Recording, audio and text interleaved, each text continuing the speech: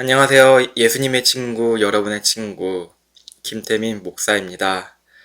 오늘 우리가 함께 나눌 말씀은 하나님의 보호하심에 대해서 함께 나누려고 합니다. 우리가 인생에 있어서 외부적인 어려움에 대해서 힘들어하고 지치고 영향을 많이 받잖아요. 그 가운데 하나님의 보호하심이 우리 삶에 어떻게 역사하시는지에 대해서 우리가 함께 하나님 말씀을 나누어 보려고 합니다. 우리의 인생에서 외부적인 환경에 의한 영향이 매우 크죠. 외부적인 환경에 따라서 살아가는 인생의 가치가 다릅니다. 우리가 과거랑 지금이랑 그 환경에 의한 가치가 다르죠. 6.25 전쟁 때는 우리가 살아왔던 환경이 어려웠잖아요. 그 가치가 또 달랐고, 일제시대 때는 사람의 가치가 또 달랐고, 지금 현재 시대는 그 환경에 따른 가치가, 시대적인 요구들이 다르다는 것이죠. 지금 현재 우리들의 가치는 어느 가치를 추구하고 문제로 삼으며 살아가고 있나요? 저출산 시대죠. 저출산 시대에 저는 관련한 신문 기사들을 보면서 밑에 달린 댓글들을 보았습니다. 그 중에서 유독 눈에 띄게 있는 댓글을 있어서 한번 제가 깊이 공감하는 그런 시간을 가졌는데요. 어떤 일이냐면 법이 공정하지 않아서 아이들을 낳지 않는다는 것입니다. 여러분 참 이해가 가지 않죠? 어떻게 법이 공정하지 않아서 아이를 낳지 않지? 다른 나라를 봐. 이렇게 말씀하실 수 있잖아요. 이 말이 무엇이냐면 같은 죄를 지었어요. 돈이 있으면 잘 풀려나요.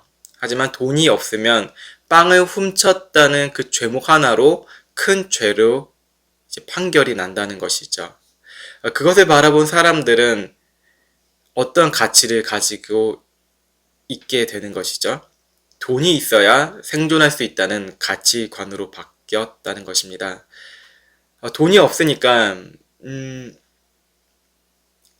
죄가 형량이 더 높아진다는 것입니다. 그런데 돈이 많으니까 좋은 변호사를 여러 명 써서 재판을 받으니까 형량이 그만큼 낮아지거나 아니면 아예 그냥 집행유예로 남기는 그런 경우도 생겼다는 것입니다. 제도의 문제보다 법이 사람을 보호해야 하는데 그렇지 못한 문제가 더 크다는 것입니다. 보호를 받지 못하는데 법이 보호하지 못하는데 누가 애를 낳을까요? 6.25 때보다 출산율이 줄었다는 것은 전쟁의 위험보다 자기 자국의 법이 돈의 가치로 움직이는 세상이 더 위험하다는 것을 사람들은 느끼고 있습니다. 그로 인하여서 파생되는 것들은 결혼하지 않고 그냥 살자라는 것이죠. 홀로 살자, 자기 하고 싶은 대로 하자, 이런 가치를 추구하지만 거기 안에서도 또 문제가 또 생기죠. 그러니까 그 무엇도 이 세상에서는 나를 온전히 보호할 수 있는 그런 제도나 장치나 법이 없다는 것입니다. 본문을 보시면 하나님께서는 늘 보호해 주시겠다는 언약을 유다 백성에게 맺으셨어요. 하나님께서 이스라엘을 그들을 부르셨을 때 그들의 강대함과 그런 문화적 가치에 따라서 부르신 것이 아니죠. 하나님께서는 말씀하셨습니다. 분명히 너희가 잘나서 부른 것도 아니고 너희가 작고 연약하기 때문에 내가 불렀어. 너희가 대단해서 부른 게 아니야. 그 나의 주권 안에 너희를 불렀어. 이게 중심이잖아요. 이게 약속이었고 하나님의 약속은 그들이 어떠한 것 간에 약속을 하셨으니까 하나님의 약속은 변치 않았어요. 시대적인 가치가 변하여도 하나님의 언약은 소금과 같이 변치 아니하셨다는 것이죠. 하나님의 율법은 바뀌지 않습니다, 여러분. 밖에 떠오르고 있는 해를 보십시오. 그 해가 바뀝니까? 해가 가치가 달라졌나요? 해는 일정합니다. 빛은 일정합니다. 빛과 소금은 너무나 변치 않는다는 것이죠. 하나님의 언약이 바로 그러하다는 것입니다. 하나님의 언약은 바뀔 수가 없습니다. 시대에 따라서 소금이면 소금이고 빛은 빛이잖아요. 그 가치가 어떻게 바뀔까요? 하나님의 언약이 분명하잖아요. 바뀔 수가 없다는 것입니다. 하지만 유다와 아하스는 외부적인 환경에 마음이 어려워졌다는 것입니다. 그의 가치가 하나님을 향한 가치보다 그러한 나에게 도움을 주고 나에게 힘이 될 것 같은 가치로 바뀌었다는 것이죠. 마음이 어려우니 이제 선택을 하잖아요. 사람은 어떤 선택을 하죠? 믿음의 선택보다는 나에게 주어지는 그런 환경 속에서 사람의 힘을 의지하는 그 가치를 선택했다는 것이죠. 북왕국이 공격할 것이라는 소식에 분명히 하나님께서 보호해 주시고 이끌어 주시고 인도해 주시겠다는 분명한 약속이 언약이 있음에도 불구하고 이 하나님의 언약에 대해서 좀 축소시켰어요. 별로 가치가 없다. 내 인생에 별로 도움이 안 될 것 같다라는 그 아하스의 생각이었죠. 도리어 하나님의 도우심보다는 무엇을 택했나요? 강성한 국가, 하나님을 섬기지 않고 우상을 숭배하고 이방 민족을 더 중요시하고 가치를 여기는 그 아수르를 의지하는 불신앙적인 태도를 보였다는 것이죠. 하나님께서는 이사야에게 말씀하십니다. 누구나 읽을 수 있는 글자로 한번 써볼래? 이렇게 말씀하시죠. 마알살레 하스바스라고 쓰라는 것이죠. 이 문자의 뜻은 신속히 탈출하고 노력한다 라는 뜻입니다. 그 의미를 담고 있죠.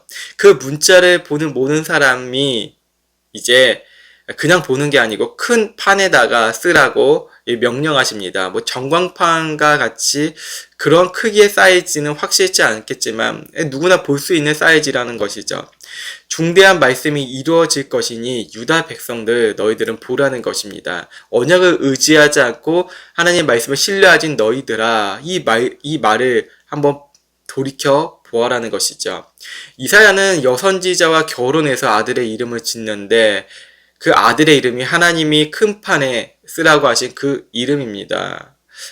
마에살랄 하스바스라고 이름을 지었다는 것이죠. 그 아기의 이름이 탈출하고 신속히 노력해 아기야 이렇게 아는 것이죠. 여러분 그 이름을 지을 수 있겠습니까? 누가 그 이름을 짓겠습니까? 시대적인 소명이 있고 시대적인 그런 하나님의 진노하심이 담겨져 있지 않습니까? 그 이름을 누가 쓰기 원하겠습니까? 악의 이름을 그렇게 부르고 싶은 부모가 있겠습니까? 하지만 그 이사야의 마음에는 어떠한 마음이 있었냐면 하나님의 명령에 하나님의 뜻이 이루어지는 것에 그 안에 보호하심이 있다는 것에 순종하였다는 것입니다. 이름이 중요치 않은 것이에요. 그는 하나님께서 받은 그 메시지가 그 이사야의 마음의 최고의 가치였다는 것이죠. 이사야가 하나님을 의존하며 이름을 순종함으로 지었던 이유가 참 분명하죠. 자, 하나님은 변치 않으시다는 것입니다. 우리는 우리의 믿음의 상황과 환경에 따라서 하나님을 저주하기도 하고 하나님께 욕을 하기도 하고 하나님을 원망하기도 하고 때로는 너무 기쁘고 행복한 게 그때는 하나님 감사합니다 하고 하나님을 노래합니다 하잖아요. 우리의 믿음은 우리의 환경에 따라서 가치가 너무나 바뀌죠. 하지만 하나님의 언약, 하나님의 그 신실하신 하나님께서는 우리의 삶과 형편이 중요하지 않고 그 자체로 하나님의 존재, 그 영광의 그 자체로 변치 아니하시다는 것입니다. 하나님은 세상의 법과 정치, 돈과 강력한 힘에 따라서 변치 않으신다는 것을 이사야는 분명히 믿었던 것이죠. 그 믿음이 하나님께서 나를 보호하시니 나의 뜻과 맞지 않아도 나는 즐겨 순종할 것이야. 정말로 내 힘과 능력이 하나님의 뜻에 부합하지 않고 내 힘과 뜻이 하나님의 영광과 다르는 경우가 있잖아요. 그때도 하나님은 신실하시다는 것이죠. 내 힘에 포커스를 두는 게 아니고 하나님의 힘과 능력, 그 신실하고 변치 않으심의 모든 것을 포커스를 집어넣었다는 것이죠. 유다 백성이 하물며 듣지 않았잖아요. 하나님 말씀을 순종하지 않고 하나님 말씀을 전했음에도 불구하고 즐겨 듣지 않았어요. 그럼에도 불구하고 이사야는 거기에 포커스를 두지 않았어요. 내 힘과 능력, 이사야가 선포했잖아요. 내 힘과 능력이 분명히 이제 있잖아요. 어쨌든 전해야 되니까. 하지만 거기에 두지 않았다는 것이죠. 그것을 듣는 유다 백성들이 바뀌지 않고 오히려 저항하고 반항하고 거기 환경에도 이사야는 마음을 두지 않았어요. 털어버렸다는 것이죠. 왜 털어버렸다는 것이냐면 이 환경의 문제가 나의 무게 중심보다 하나님의 영광의 무게 중심이 더 높았다는 것입니다. 이사야는 하나님의 말씀을 대언하는 그 일 자체가 순종하는 게 더 중요했다는 것입니다. 나의 뜻이 중요해지면 나의 뜻이 삶에서 중요해지잖아요. 그럼 하나님의 말씀의 그 무게에 대해서, 그 영광에 대해서 무게를 두지 않아요. 왜냐하면 내 뜻이 더 중요하니까. 하지만 하나님의 나의 길을 이끄시고 나의 보호자라는 것을 확신 속에서 살아간다면 나의 행동에 무게를 두고 나의 뜻에 그 무게를 두는 게 아니고 하나님의 뜻, 하나님 말씀에 대해서 더 무게를 둘 수밖에 없다는 것이죠. 유다 백성들이 듣지 아니하여도 이사야는 하나님은 나를 잘 아시고 나를 잘 아시고에 생각해 보십시오. 밑줄을 그어 보십시오. 나를 잘 아시고 보호하신다는 것입니다. 그러므로 이사야는 더욱 힘써 의지하며 예언을 선포했다는 것이죠. 하나님의 의존하는 삶은 그럼 무엇입니까? 라고 질문해 보실 수 있겠습니다. 하나님을 의존하는 삶은 무엇입니까? 자, 느려짐을 즐거워하는 삶입니다. 하나님을 의존하는 삶은 느려짐, 보이지 않아도 천천히 흘러도 천천히 가도 즐거워하는 사람이라는 것입니다. 우리가 원하는 뜻과 너무나 다르죠. 우리가 하나님의 뜻에 맞추기보다는 하나님의 뜻이 나에게 맞춰지길 원하지 않나요? 우리는 빠르게 성취하고 성공하는 것을 더 원하잖아요. 하나님 어디 계시나요? 어려움이 있을 때, 어려운 환경 속에 있을 때 하나님 어디 계시나요? 우리가 막 질문을 하고 고통을 갖게 되는 모습들도 갖게 되죠. 내 뜻이 안 이루어지고 내 뜻대로 안 되는데 하나님이 무슨 내가 기도해도 들어주신다는데 이런 식으로 하죠. 그 대부분은 다 우리가 정욕적으로 우리의 욕망으로 기도했기 때문에 문제라고 야고보서에서 기록되어 있죠. 우리의 정욕으로 기도한다는 것이죠. 나는 안 그러는데요. 이거 하나님의 영광을 위해서 합리적인 기도인데요. 생각하지만 하나님의 뜻은 우리의 정욕과 우리의 뜻, 우리의 생각에 있는 것이 아니고 성경의 말씀에 의하여서 우리가 기도하는 게 옳다는 것이죠. 우리는 우리의 욕망대로 기도하기 때문에 하나님의 뜻이 조금이라도 나에게 보여지지 않는 것 같은 느낌이 들면 전혀 하나님에 대한 신앙, 하나님에 대한 신뢰를 하지 않는다는 것입니다. 이 6절을 오늘 본문 말씀을 보시면 이 백성이 평온히 흐르는 실로와 물을 싫어하고 르신과 르말리아의 아들을 기뻐해 날뛰는구나. 실로아는 기온샘에서 나오는 물입니다. 이게 무엇이냐면 하나님께서 공급해 주시는 물이라는 뜻입니다. 자, 하나님께서 주시는 생명과 평안이라는 이 샘물을 담고 있죠. 느리게 흐르는 것 같으나 안전합니다. 정말 하나님께서 주시는 그 공급하시는 그 물은 안전하고 하나님의 뜻과 섭리가 담겨져 있는 다는 것이죠. 하지만 인간의 욕망은 즉 유다 백성들은 하나님께서 천천히 느리고 때에 맞게 주시는 물은 필요 없다는 것입니다. 오히려 자신의 욕망을 취하게 해줄 빠르고 인위적인 것들을 바라본다는 것이죠. 뉴스를 보면 항상 나오는 뉴스가 있습니다.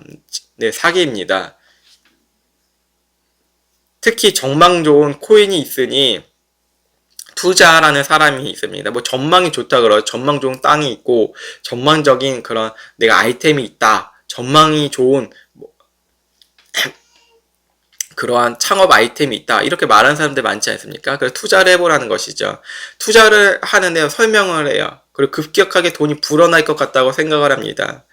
빨리 부자가 될 수 있고 우리만 누릴 수 있는 뉘앙스로 유혹해서 어느 순간이 딱 될 때 잠적하고 달아납니다.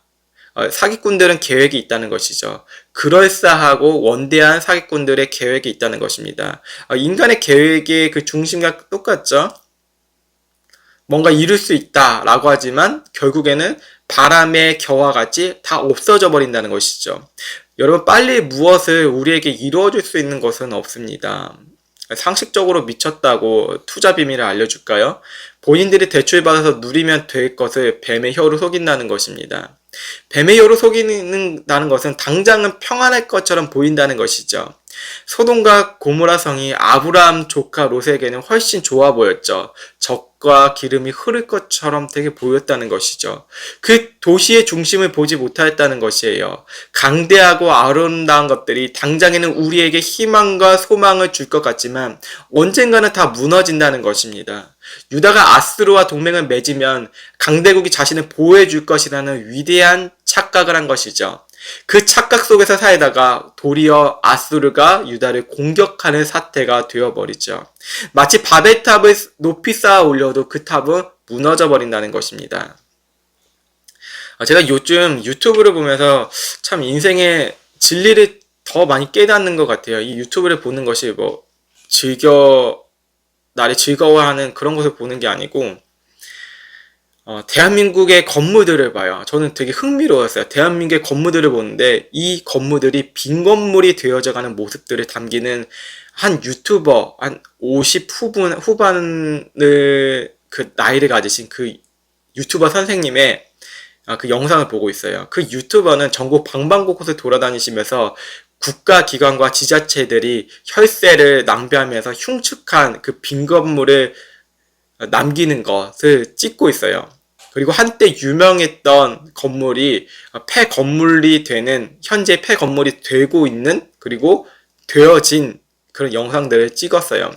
며칠 전에는 백암온천이 폐업하는 것을 담긴 영상을 찍었고, 어제는 설악 리조트가 폐업되어서 그 주변이 을씨년스럽다고 해야 될까요? 그런 귀신이 나올 것 같은 그 분위기가 있는 장소들로 바뀌어 버렸다는 것이죠. 또 어떤 영상에서는 지 자체에서 몇 년 전이에요. 온천 관광지가 특화될 것이라고 이렇게 투자를 하라고 했는데 이 투자금이 몇십억이 날리는 그런 건물들로 저는 보았습니다. 저는 그 영상을 보면서 한때 영광에 취했던 모든 건물이 속절없이 무너지는 그런 영상들을 보았어요. 제가 어렸을 때만 하더라도 우리가 어렸을 때죠. 경주에 수학여행을 많이 간다고 이렇게 그런 추억들을 우리가 생각해 볼 수 있잖아요. 그 경주에 있는 그 수학여행을 가면 정말 밥도 형편없었고 참 부실했죠. 건물도 그 좁은 곳에 아이들을 20, 30명씩 자라고 했고 그게 무엇이죠? 이게 선생과 그런 유착관계가 있었다는 것이죠. 그 시대에 보면 참 웃기는 일들이죠. 뭐 지금이 더 나쁘다고 하는데 그 시대나 지금 이 시대나 참 죄악은 똑같은 것 같아요. 형태만 바뀔 뿐이지. 근데 그 건물들이 사람이 없어서 폐업을 했다는 것입니다. 수많은 그 관광단지가 그 경주 수학여행 그 관광단지가 그렇게 되어버렸다는 것이죠. 여러분 그곳에 경영하는 사람들이 전략이 없었을까요? 이제 바가지를 씌우는 전략이 뭐 있겠죠. 뭐 여러 가지 전략을 내세웠겠죠. 자기 건물인데 망하고 싶겠습니까? 아니죠. 대비를 했어도 폐업을 한 것입니다. 10절을 보시면 인간의 전략이 얼마나 허무한 것을 봅니다. 10절에 본문 10절에 전략을 세워보아라. 그래도 소용없을 것이다. 말을 짓거려 보아라. 그래도 이루지 못할 것이다. 하나님께서 우리와 함께 하시기 때문입니다. 여러분 그리스도인들은 정직함으로써 땀을 흘리면서 이렇게 열매를 맺히잖아요. 하지만 그 세상에 물들어 있고 사탄의 지배로 살아가는 사람들에게는 정직하지 못해요. 뭐 종교든 교육계든 뭐 정치계든 뭐 수산업계든 뭐 어느 곳에서든지 인간의 그 부패한 마음이 있으면 아무리 전략을 내세워도 언젠간 그게 소멸해진다는 것이죠. 이와 다르게 우리가 정직함으로 살아가면 되게 느리잖아요. 다른 사람은 막 악하게 지내고 자기의 탈취물들을 잘 이렇게 세우면서 자기 곳간을 채우는데 그리스도인들은 뭐 자족하는 마음으로 뭐 하나님 나라를 바라보면서 살아가는 게 되게 멍청해 보이고 제가 말씀드리면 늘 미련해 보인다는 것이죠. 이 하나님의 말씀을 전하는 자체도 되게 미련해 보인다는 것이죠. 하지만 여기서 이사야서는 어떻게 기록되었냐면 하나님께서 우리와 함께 계시다. 자, 느려도 아무 일도 없어 보여도 진행 상황이 크게 보이지 않아도 이 하나님의 말씀이 기억나셔야 됩니다. 하나님이 우리와 함께 하시다. 임마누엘 하나님이시라는 것이죠. 인간이 계획하며 의지했던 것은 다 무너지고 사라진다는 것입니다. 그 안에 영광이 없다는 것이죠. 이와 다르게 하나님의 계획은 뜻은 완전합니다. 왜 하나님의 뜻은 당장 느리게 보이고 아무런 증거가 보이지 않는데 안전하고 완전할까요? 자, 히브리서 11장 1절을 보시면 여러분 잘 이해가 되실 거예요. 이 말씀이 여러분의 삶에 어마어마한 보화로 저만 바라보게 되게 정말로 축복합니다. 제가 이렇게 예수님의 이름으로 축복합니다 잘 안 하잖아. 근데 이 말씀이 너무나 여러분에게 보화 같았으면 좋겠어요. 11장 1절 어떻게 기록되었냐면 믿음이 바라는 것의 실체이며 보지 못하는 것들의 증거입니다. 여러분 보이지 않는다는 것이죠. 하지만 실체가 있다는 거예요. 진정한. 2절에 보시면 참으로 조상들은 이 믿음으로 인정을 받았습니다. 선진들이라가 개역개정에 기록되어 있을 거예요. 저는 우리말 성경으로 보고 있습니다. 3절에 보시면 믿음으로 우리는 온 세상이 하나님의 말씀으로 창조됐고 따라서 보이는 것은 나타난 것으로 말미암아 지어지지 않을 것입니다. 우리는 직접 창조주 하나님의 눈으로 보지 않았어요. 하지만 믿음의 눈으로 하나님께서 온 우주를 창조하셨다는 것을 마음으로 믿음으로 느끼고 있다는 것이죠. 성경의 창세기로 시작되었다는 것은 그냥 모든 것을 주관하시는 하나님은 완전하시다는 것을 선포한다는 것이죠. 창세기가 대충 그냥 지은 것이 아니고 그냥 쓸데없이 여기 앞에 그냥 허전해서 이 창세기를 기록했다. 레위기가 앞에 있어도 상관없다. 뭐 이런 식으로 생각할 수 있는데 이 창세기가 제일 앞에 성경의 앞부분에 있다는 것은 분명하다는 것이죠. 그저 진화론이냐 창조론이냐 이것을 쌈박질하기 위해서 다투기 위해서 쓰여진 이 성경이 아니라는 것이에요. 우리의 인간들이 뭐라고 떠들어대도 하나님의 창조와 계획은 완전하시다는 것입니다. 이 믿음을 여러분의 머리에 두기 원합니다. 10절에 보시면 하나님께서 우리와 함께 계시다. 바로 임마누엘의 하나님이십니다. 10절에 보셨죠?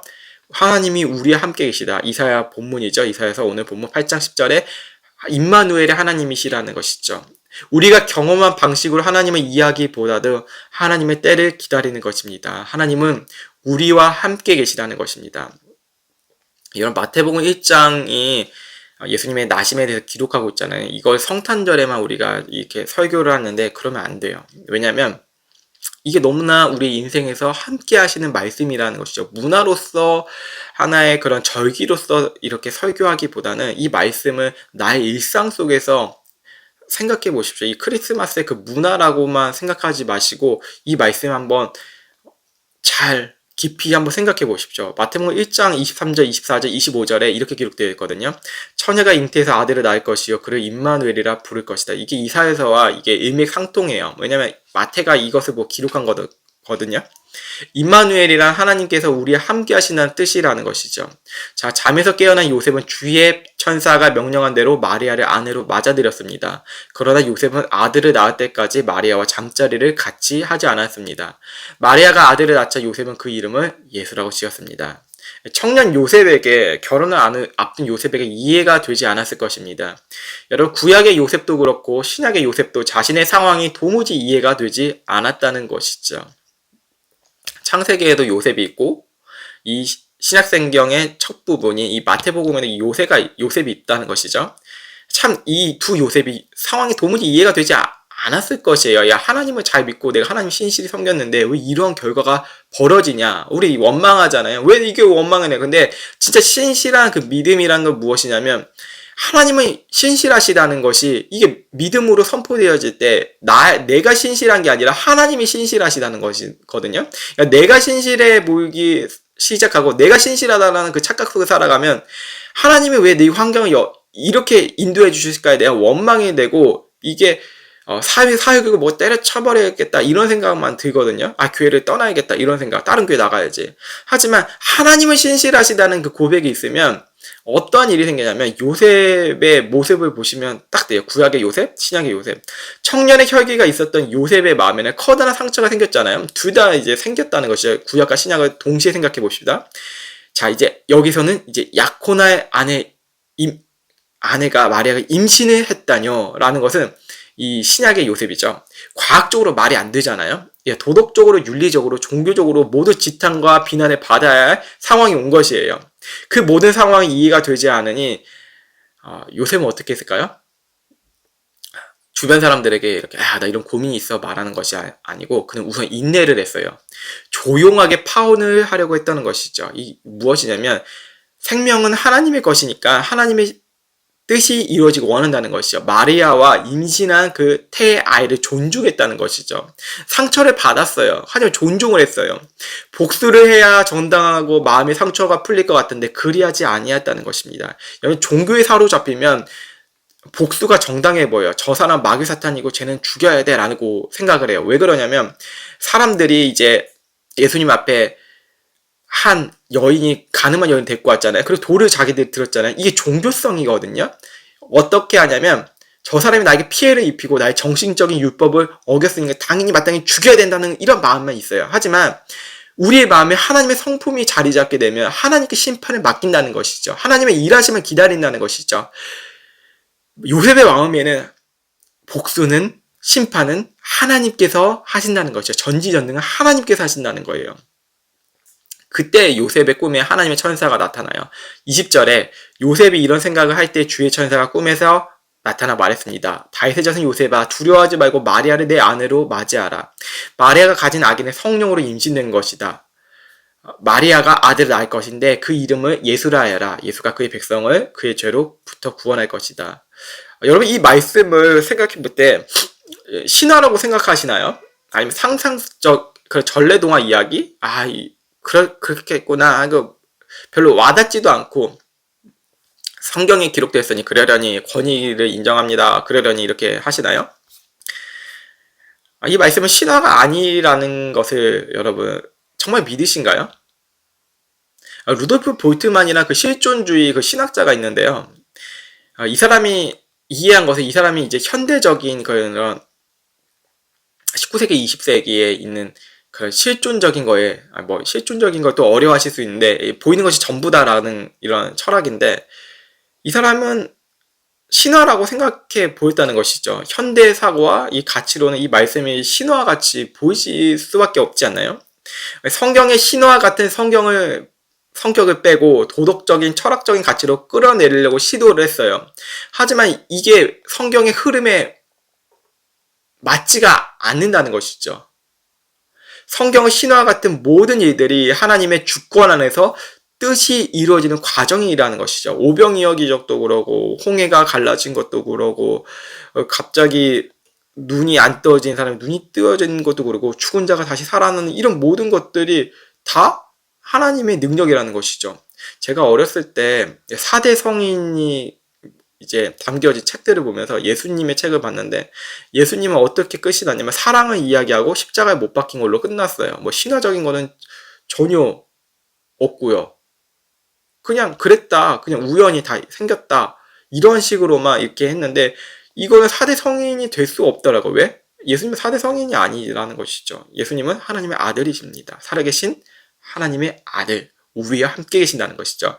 우리가 지금 예수님을 믿는 것도 우리가 믿는 것이 아닌 삼위일체 하나님께서 우리를 사랑하셔서 구속하신 것입니다. 그래서 우리는 내가 예수 잘 믿었네 자랑할 필요가 없다는 것이죠. 내가 교회에서 충성봉사홍신 나만 바라봐 이런 거 할 필요 없다는 것이에요. 그 예정 속에서 우리는 하나님의 때를 기다리는 것입니다. 희망과 소망이 없는 아브람 부부에게 노년에 결혼을 했잖아요. 근데 아기를 못 가졌어요. 그 노년에 아기를 가질 수 없어요. 없어요. 노년에. 아시잖아요, 잘.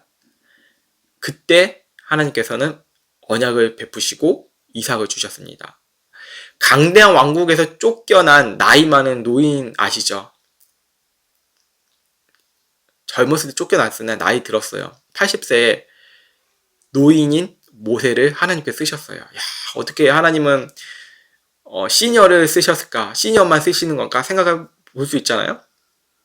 아무런 힘도 없는. 근데 어린 사무엘도 쓰셨다는 것이죠. 하나님은 나이의 유무에 상관없다는 것입니다. 믿음이 없고 어리석은 기드온이 있잖아요. 아주 우리가 강력하고 횃불 들고 항아리 들고 난리 쳤다는 이 사람을 위대한 사람이라 생각해 볼 수 있는데 이 믿음이 없는 사람의 의심이 많은 이 사람에게 하나님께서는 기적을 보여주시고 이를 사용하셨습니다. 예수님을 버리고 도망갔던 비겁한 사람들 있잖아요. 배신도 했고 하나님을 저주했고 하나님의 아들을 저주했는 그 사람에게도 먼저 찾아오셔서 성령님을 약속하시고 그들을 사용하셨습니다. 우리의 형편과 때를 바라보면 다른 것들을 의지하기 원해요. 돈을 의지하기 원하고 돈이 신뢰가 있으니까 일단 사람과 사람 사이에 아니면 사람을 의지하고 이렇게 살아가요. 하지만 모든 게 다 불가능하다는 것이죠. 우리의 형편과 삶을 보면 이 불가능성에서 가능케 하시는 분이 하나님이시라는 것입니다. 그래서 우리는 하나님을 더 의지해야 된다는 것이죠. 아수르와 같은 강대한 돈이나 명예나 인맥이나 그 무엇을 의지하지 말라는 것입니다. 사람은 복음을 선포할 대상이고 복음을 들을 대상이지 의지할 대상이 아니라는 것이죠. 우리는 누구를 의지해야 되나요? 하나님이 우리와 함께 하시다. 야, 너희 계획과 너희가 추구하는 것들이 다 할지라도 언젠가 사라져. 하나님은 우리와 함께 하시다. 라는 것입니다. 우리의 계획이 우리의 힘으로 되지 않잖아요. 거기에 집착하지 말고 하나님이 나와 함께 하시다. 하나님은 나와 함께 하시다. 되게 불공평해 보이잖아요. 어떤 이제 제가 블로그를 하잖아요. 글을 쓰는데 어떤 분이 저에게 친구를 맺으시면서 그분이 사역자인 것 같아요. 근데 그 블로그 글에 다 도배되었던 게, 목회자들의 이제 자녀들이 잘 먹고 잘 사는 것들을 막 비판하는 그런 내용들이 있어요. 그래서 좀 슬프죠. 아버지가 큰 교회 목사고 중앙교회 목사고 그러면 좀 힘이 있고 좀 이제 목회계 좀 탄탄하잖아요. 뭐 말을 이렇게 하고 걔네들은 뭐 성골이고 나는 뭐 노비야 같다 뭐 진고 이런 식으로 얘기하는데 그럴 이유가 없잖아요. 그게 중요한 게 아니잖아요. 우리 크리스찬들이 그게 중요한 게 아니잖아요. 무엇이 중요한 것이죠? 우리 아빠가 부자 아빠가 아니고 우리 아빠가 능력 있는 부모도 아니고 절망할 필요 없다는 것이죠. 우리 부모 가진 것도 없네. 그 흙수저 나무가 흙도 아닌 수저 자체도 안 남겨주네. 이렇게 막 고백하잖아요. 이런 시대 속에 살아가고. 왜 우리나라는 여기에 태어나가지고 불평불만 막 이렇게 생각할 수 있잖아요. 하지만 우리가 분명한 것은 우리가 예수님을 나의 구주로 삼고 예수님이 나의 주인이시고 구세주이시라는 걸 분명 고백하잖아요. 저 사람이 나에게 어떻게 말을 하거나 세상의 말에 영향을 미치지 않고 오직 나는 여호와 하나님으로 그 은혜로 살겠노라 이렇게 고백하며 살아가는 것이죠. 외로운 순간이 다가와도 어려운 순간이 다가와도 하나님이 나와 함께 하시다는 그 임마누엘 하나님을 바라보자는 것이죠. 하나님 나와 함께 하십니다.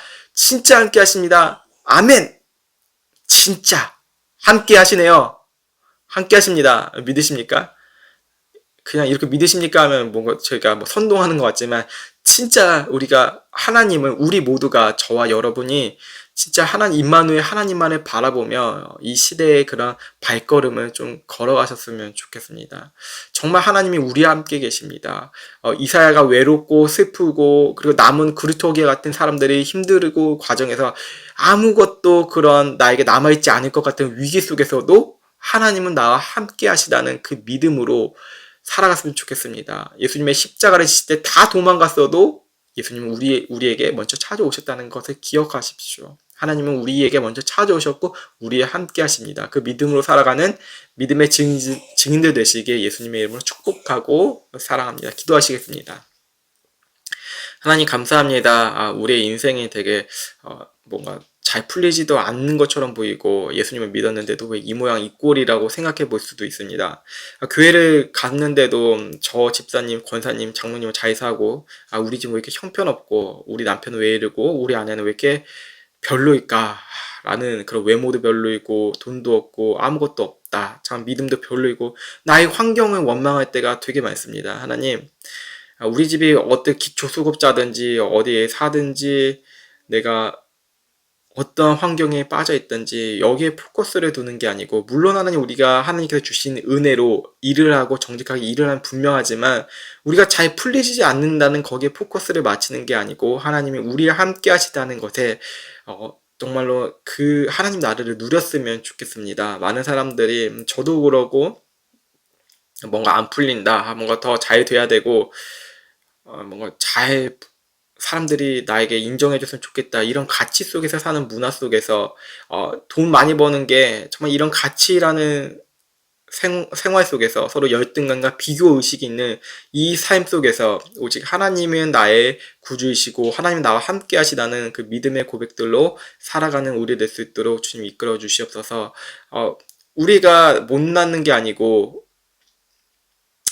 우리의 믿음이 우리를 못나게 하는 것입니다. 하나님 우리는 결코 못나지 않았고 하나님께서는 예수 그리스도를 하나님의 아들을 죽이시기까지 우리들을 사랑하시고 죄가 너무 많은 데는 불구하고 그 죄를 해결해 주기 위해서 자신의 사랑하는 아들을 죽이시기까지 우리를 자녀 삼아 주셨습니다. 우리가 못나고 그런 형편없는 존재가 아니고 하나님 말씀 속에 살아가고 하나님 말씀 안에 있는 그리스도인이라는 정체성과 자부심으로 살아가는 우리 될 수도 인도해 주시옵소서.